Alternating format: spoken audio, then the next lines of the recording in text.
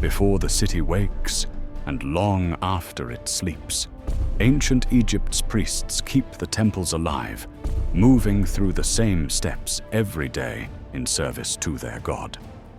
And so, this episode takes you inside every hour of their day. Pre-dawn. Before sunrise, the temple is silent. A priest makes his way to the sacred lake, stepping into the still water under a fading moon. His head is shaved, brows too, and he hasn't touched rich food or shared a bed in days. He scoops up water, pours it over his head, and murmurs a hymn meant for this hour. Other priests, which are referred to as the Wab priests, or the pure ones, are in the water too. They do this at least 3 times a day: dawn, noon, and dusk, because in this job, showing up unwashed isn't an option. Meanwhile, 2 younger priests are busy at the sacred well, drawing water to top up the libation jars. And in the kitchen, bread is baking and meat is roasting for the morning offering. Scribes count every loaf and every cut of meat, while doorkeepers unbolt the gates. Everyone here, even the guy keeping track of the grain, technically holds priestly status. In the house of the morning, the lead priest stands on a mat as attendants dry him off and dress him. Only fresh white linen is allowed, and over it he puts on a leopard skin mantle, a sign he's acting as a Sem priest for certain rites. A pectoral of the god rests on his chest. Papyrus sandals are on his feet too, though he might ditch them once inside the sanctuary. He chews natron to purify his mouth. He keeps quiet. The eastern sky is getting pale. It's now time to wake the god. Sunrise. At first light, he enters the temple with an oil lamp and brazier for the lighting of the fire, which is a small reenactment of the first sunrise. Passing through the hypostyle hall, he lights the lamps one by one. The air smells of oil and incense. A lector priest follows him with a scroll, and 4 Wab priests carry jars of water and offerings. At the sanctuary doors, which are sealed every night, only the high priest goes in. He calls out, "Awake in peace, mighty God. Your servant comes in the name of the king." The seal breaks, the bolt draws back, and he slips inside alone. He prostrates before the image, saying, "I have come each morning to see your beauty." The small chamber smells like cedar, gold, and expensive perfume. He swings a censer of frankincense, sprinkles natron water, and prays while the lector reads outside. At the ebony and electrum shrine, he then declares, "The king sends me to attend the god," before opening it to reveal the statue. He offers a small figure of Maat, saying, "I offer Maat, that you may delight in her."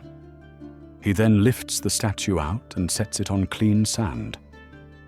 It is here when the renewal ritual begins, which is essentially a daily spa treatment for the divine. He wipes away yesterday's oils and cosmetics, removes the old garments, and purifies the figure with water and incense. With powdered minerals, he paints the eyes in green malachite and black coal. Cedar and myrrh oil go on the forehead, shoulders, and feet, with prayers for the god's body to be renewed. Then comes dressing. 4 linen robes, white for purity, red for protection, green for life, and blue for the sky. The regalia follows with crowns, scepters, and amulets, each presented with a formal line like, "Take your Horus crown, O Lord." When the sun is fully up, the statue goes back into the shrine. The doors are sealed with clay. A ring of clean sand is scattered for protection. And even his footprints are swept away. The used linens and oils are carried out for storage or reuse in other rites. And now, the god is renewed and calm. Next up, breakfast. Morning duties. Soon the temple turns into its daytime routine. In crisp white linen, the priest moves through storerooms where scribes tally grain from temple lands. Wheat and barley are measured, logged on papyrus, and assigned to offerings or storage. He checks a list showing grain, cattle, and incense coming in, then decides what will be set aside for festivals. In the workshops, artisans craft amulets, cult tools, and ceremonial gear. Nearby, a goldsmith works on a sacred bark pendant, while a carpenter patches up a carrying pole. They may not be ritual priests, but they work under priestly supervision. Sometimes, our priest seals a box of finished amulets for sale or for a temple gift. And again, everything is recorded. By late morning, he steps into the House of Life, which is the temple's library and scriptorium. Shelves hold papyri of rituals, hymns, and medical treatises. A lector reads from an ancient scroll, while a scribe copies it as careful as he can, because here, a sloppy hieroglyph could ruin the spell. Copying, after all, preserves sacred knowledge and pays tribute to Thoth, the patron of wisdom. Nearby, the astronomer priest studies a star chart to time festivals and harvests. They check a water clock against the rising of key stars, an early version of syncing your calendar. Such information is closely guarded, both for farming schedules and ritual precision. Our priest might also spend time with trainees, listening to their prayers, offering corrections, and making sure they can get through a recitation without tripping over the important parts. Midday. At noon, the shrine is shut, and the god still rests. A priest slips in to keep the morning's holiness intact. He pours cool water, then lights myrrh, the midday incense. He says, "We cool your temple with pure water. We appease your heart with sweet myrrh." And that's it for the main altar until evening. But the priest moves on. He visits side chapels, offering incense to the god's kin, the ancestors, and the king. The naos stays locked, like a VIP room. Then silence returns.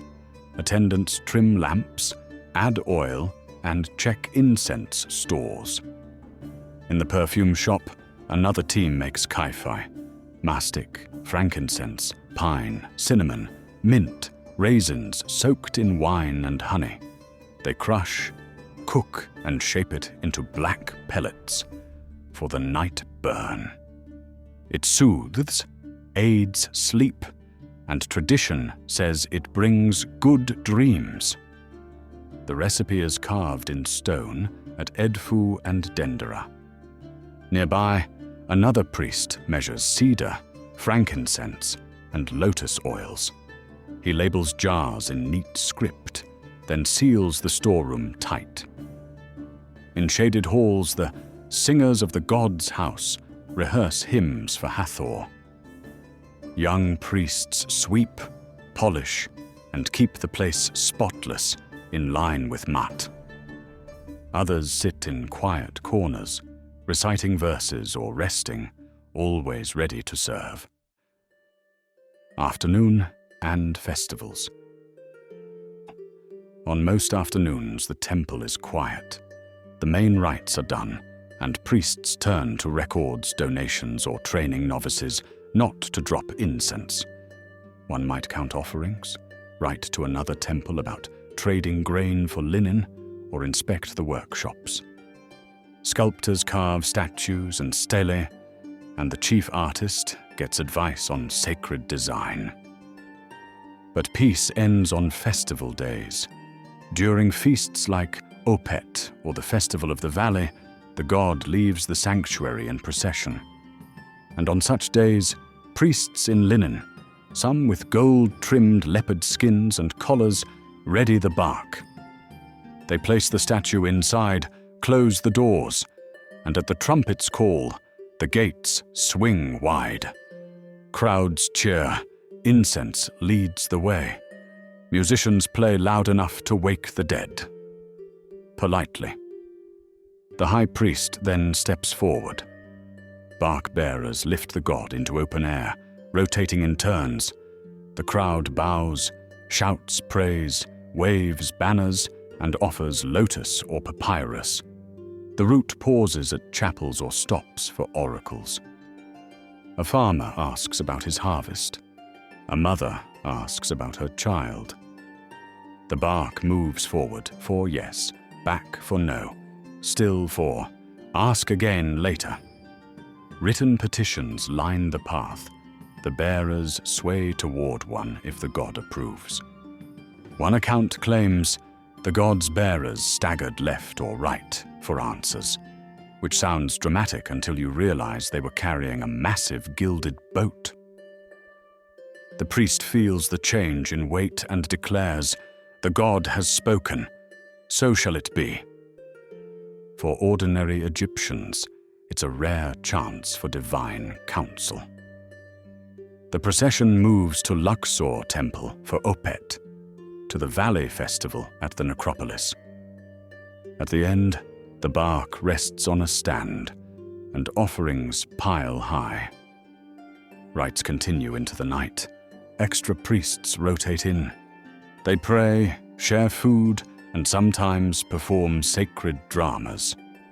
When the festival ends, the god returns, and normal offerings resume. Festivals narrow the gap between people and gods, and priests ensure it's done right. On quieter days, priests still meet the public. Petitioners bring written pleas to statues or hearing ear shrines. Sometimes a small statue is brought to the gate so people can bow and ask. A tiny movement may count as the gods reply. Priests also work in healing and magic. Families request amulets for newborns or charms against stings. The priest picks an object, maybe Horus or Taweret in faience, and speaks a spell. For healing, water is poured over a protective stela, a sippus of Horus, to draw power. The runoff is given to the sick to drink or wash with, invoking Isis and Horus against poison.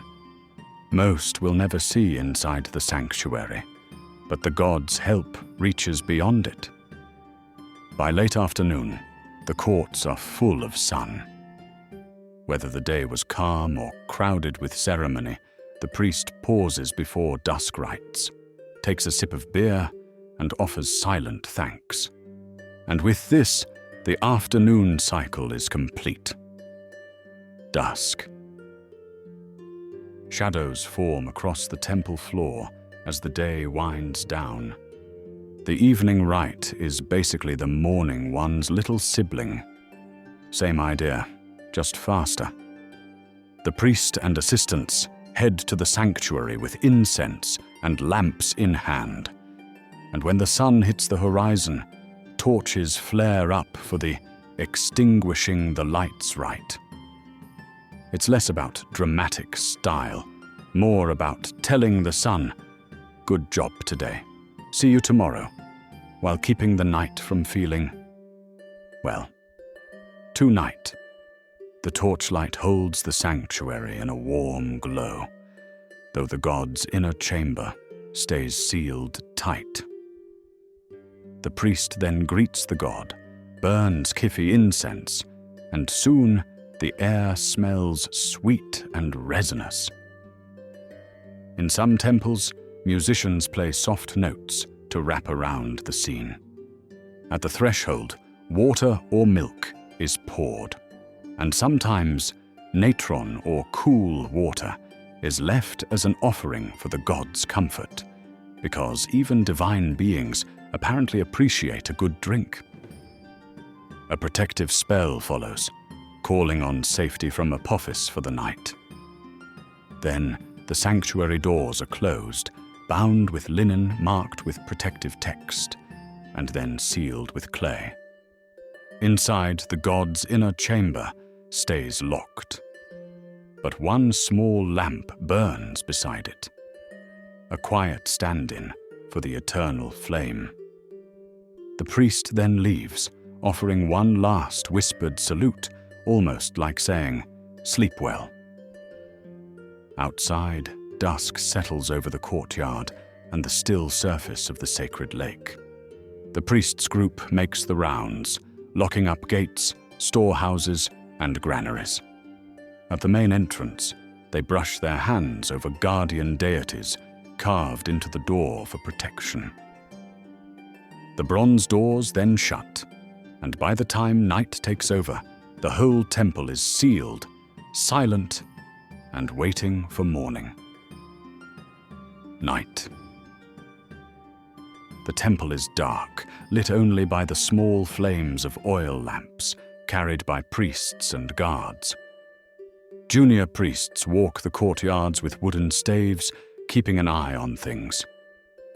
Two stand at the main and back gates, taking turns making rounds every hour to keep out trouble and protect the temple's treasures.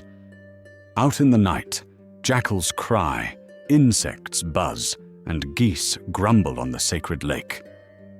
Inside, our watchers work through all 12 hours of the night. One of them tracks the stars with a meerkat and a strip of palm wood, calling out the time when each new star group rises. The other hour watcher keeps the water clock going. At each hour they sing hymns to Ra, helping his boat move through the underworld and keeping the serpent Apophis from ruining the trip. Sometimes they use wax figures of the snake, just so they can burn, stab, or bury it, because apparently you can't be too sure. The sacred lake reflects the stars above. Sometimes water is taken from it and sprinkled around the temple with protective words. On certain nights, they hold rites for konsu, or try to get dream messages. Otherwise, the lake just sits there, still and black, standing for the primeval waters of none, until sunrise. The god's statue stays sealed away in the sanctuary. His spirit may be off traveling with Ra for the night. Chanting, lamplight, and the smell of burning wax keep the Order of Mart safe until morning. The constant presence of people means the universe is never left on its own. Then, after midnight, once Apophis is officially taken care of, fresh priests take over the star watching. The lead priest for the day heads to his small quarters by the lake. He eats his bread and beer from the rations and thinks over the day. His 1-month rotation is almost done. Most priests serve 1 month in 4 and sometimes 1 in 10 before going back to normal life.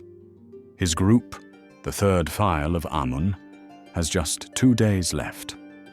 Soon he'll take gifts home, drop the celibacy rules, and go back to regular work. Many priests only work part-time, their jobs passed down from their fathers. By the time the hour 9 hymn is sung, Ra's boat is close to the horizon. The temple is still locked, but secure. The lead priest sleeps under the stars, trusting the gods and his co-workers to handle things. Before dawn, he'll bathe in the sacred lake, put on clean robes, and start the rituals again. This cycle, serving the gods and the king, has gone on for generations. Before the birds start singing, he'll be ready to open the temple so the sun can rise, and Mayat can keep going for another day.